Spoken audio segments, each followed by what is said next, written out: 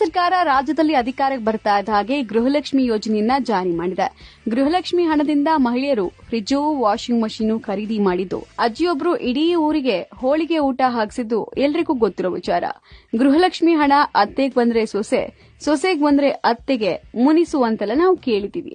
ಇದರ ಬೆನ್ನಲ್ಲೇ ಮಹಿಳೆಯೊಬ್ಬರು ತಮಗ್ ಬಂದ ಹಣದಲ್ಲೇ ಸೊಸೆಗೆ ಫ್ಯಾನ್ಸಿ ಸ್ಟೋರ್ ಹಾಕಿಸಿಕೊಟ್ಟಿದ್ದಾರೆ. ಆ ಕುರಿತ ಒಂದು ವರದಿ ಇಲ್ಲಿದೆ.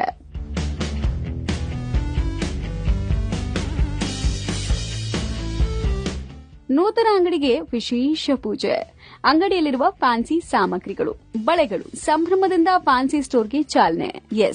ಇದು ಹಾವೇರಿ ಜಿಲ್ಲೆಯ ಶಿಗ್ಗಾಂವಿ ತಾಲೂಕಿನ ನೀರಲಗಿ ಗ್ರಾಮದಲ್ಲಿ ಕಂಡುಬಂದಂತಹ ದೃಶ್ಯ. ಸೊಸೆ ಹೊರಗೆ ಕೆಲಸಕ್ಕೆ ಹೋಗಬಾರದು ಅಂತ ಮನೆಯಲ್ಲೇ ಫ್ಯಾನ್ಸಿ ಸ್ಟೋರ್ ಇಟ್ಕೊಟ್ಟ ಅತ್ತೆ ಕಾರ್ಯಕ್ಕೆ ಈಗ ಜನ ಶಹಬಾಸ್ ಅಂತಿದ್ದಾರೆ.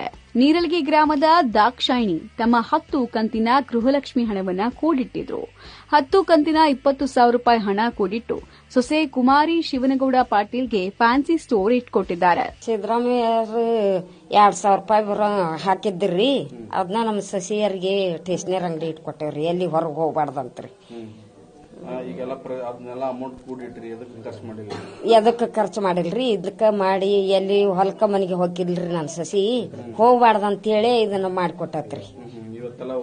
ಪೂಜೆ ಗಿಜೆ ಮಾಡಿದ್ವಿ.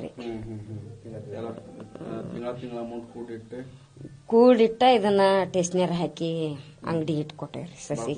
ಹ್ಞೂನ್ರಿ, ಖುಷಿ ಆಗೈತ್ರಿ. ಶ್ರಾವಣ ಮಂಗಳವಾರದ ಶುಭ ದಿನದಂದೇ ಫ್ಯಾನ್ಸಿ ಸ್ಟೋರ್ಗೆ ಪೂಜೆ ಮಾಡಿ ಚಾಲನೆ ಕೊಟ್ರು. ಸಂಭ್ರಮದಿಂದ ಫ್ಯಾನ್ಸಿ ಸ್ಟೋರ್ ಶುರು ಮಾಡಿದ ಅತ್ತೆ ಸೊಸೆ ಪರಸ್ಪರ ಭಾವುಕರಾದ್ರು. ಸೊಸೆ ಮಗಳಿದ್ದಂಗೆ, ಅವಳು ಹೊರಗೆ ದುಡಿಯೋಕೆ ಹೋಗೋದು ಬೇಡ ಅಂತ ಫ್ಯಾನ್ಸಿ ಸ್ಟೋರ್ ಹಾಕಿಸ್ಕೊಟ್ಟಿದ್ದಾರೆ. 10 ಕಂತಿನ ಹಣವನ್ನ ಕೂಡಿಟ್ಟು ನಮ್ಮ ಅತ್ತೆ ನನಗೆ ಅಂಗಡಿ ಹಾಕೊಟ್ಟಿದ್ದಾರೆ.